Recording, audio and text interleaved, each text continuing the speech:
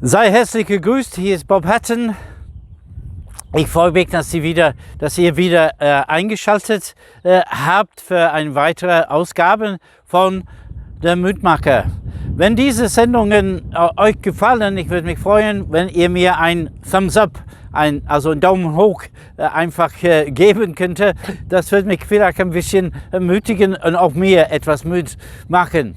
Heute Morgen habe ich nur ein Vers, was ich betrachten möchte, und ich würde das jetzt vorlesen aus der Apostelgeschichte, also dieses Buch, das wir momentan miteinander durchgehen, und zwar Kapitel 3 und Vers 16. Und da heißt es ist Petrus, der spricht, und durch den Glauben an seinen Namen hat sein Namen diese, den ihr seht und kennt, stark gemacht. Und der durch ihn bewirkte Glaube hat ihm diese vollkommene Gesundheit gegeben vor euch allen.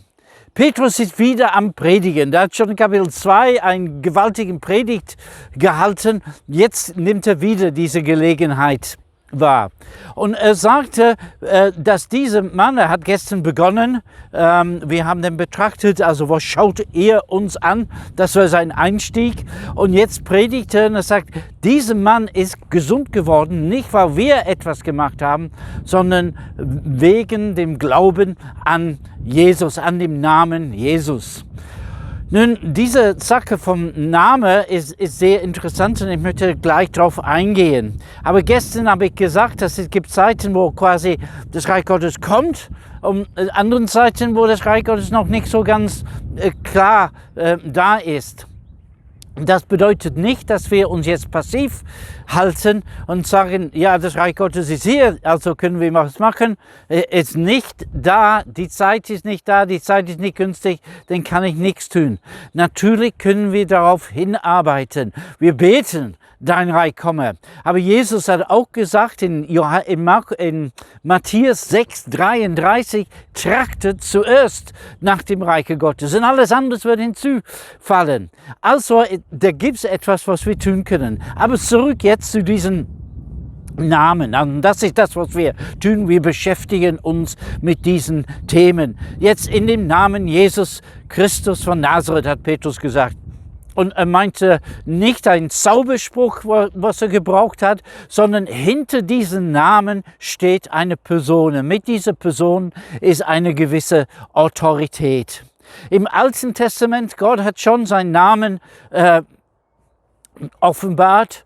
Mose hatte mit Mose gesprochen, hat gesagt, Mose, ich will, dass du zurückgehst nach Ägypten und du sagst zum Pharao, zum König von Ägypten, lass mein Volk frei.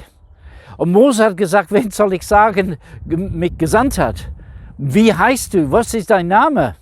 Und er sagte, du sollst ihm sagen, ich bin, der ich bin. Und das ist quasi der Name Gottes, der persönliche Name Gottes, ist also verdeutscht von Hebräischen in 4 Buchstaben, YHWH.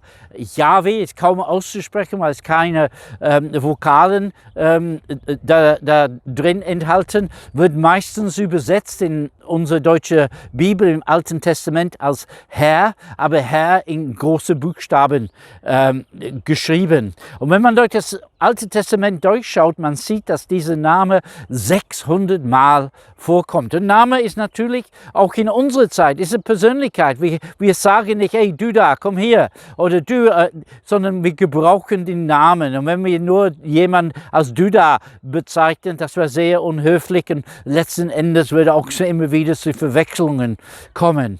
Gott hat uns seinen Namen gegeben und 600 Mal im Alten Testament zeigte das. Der Psalmist schreibt in Psalm 8, Herr, unser Gott, wie majestätisch ist dein Name in aller Welt. Und das steht auch in Jesaja Kapitel 45 heißt das ist hochgehoben und dass in dem Namen des Herrn, groß geschrieben, werden alle Knie sich beugen und alle Zungen werden bekennen, dass er der Herr ist.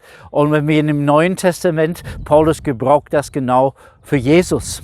Und dann betrachten wir diesen Jesus und wir finden heraus, wie stark und mächtig und herrlich und gewaltig er ist. Wir bekommen auch etwas davon zu lesen in der Offenbarung, das letzte Buch der Bibel, was der Offenbarung Jesu Christi ist. Das zeigt uns vieles, dass er alles erschaffen hat und dass er sein Leben für die Menschen gegeben hat. Dieser Name ist schon sehr stark und durch das ganze Neue Testament kommt es immer wieder vor. In Kapitel 2 von der Apostelgeschichte, was wir bereits betrachtet haben, Petrus zitiert Joel und er sagt, wer den Namen des Herrn anruft, der wird gerettet werden. Jetzt in dem Namen Jesus Christus von Nazareth, steh auf und gehe. Und jetzt in Kapitel 4, Vers 12 kommt es noch einmal vor, wo Petrus sagt, und es gibt keinen anderen Namen unter den Himmel, wodurch ein Mensch gerettet werden kann, als der Name Jesus. Also etwas, was sehr absolut ist,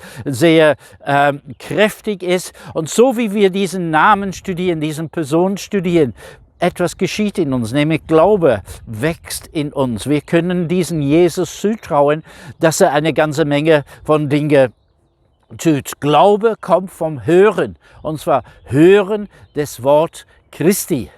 Und das kommt dadurch, wenn wir zum Beispiel, ich habe in dieser Woche gesprochen von in Gottesdienst gehen, und ein Grund, warum wir in Gottesdienst gehen und die Predigt hören, ist, weil aus der Predigt, vom Hören des Wortes Gottes, Glaube wird erzeugt in unserem Herzen. Indem wir die Bibel lesen, studieren, Glaube wird erzeugt in unserem Herzen. Indem wir das persönliche Wort, das persönliche Reden von Jesus hören, wird Glauben erzeugt in unserem Leben. Vor vielen Jahren, also unser zweites Kind, unsere erste Tochter, ein kleines Kind war, also noch Säugling, glaube ich, ist sie sehr krank geworden. Sie hatte irgendeine Infektion und sie konnte nichts bei sich bringen. Jedes Mal, nachdem sie gefuttert war, sie hat den erbrochen. Außerdem hat sie Durchfall und sie wurden immer schmaler und immer schwächer. Und der Arzt hat uns gesagt, er ist sehr besorgt und er weiß nicht, ob sie das alles überlebt. Und ich kann mich noch ganz genau erinnern, wir haben natürlich immer jeden Tag für das Kind gebetet. Wir waren auch in großer Sorge. Aber am so regelmäßig Bibellesen beim Frühstück, wir kamen dann auf Johannes Kapitel 4.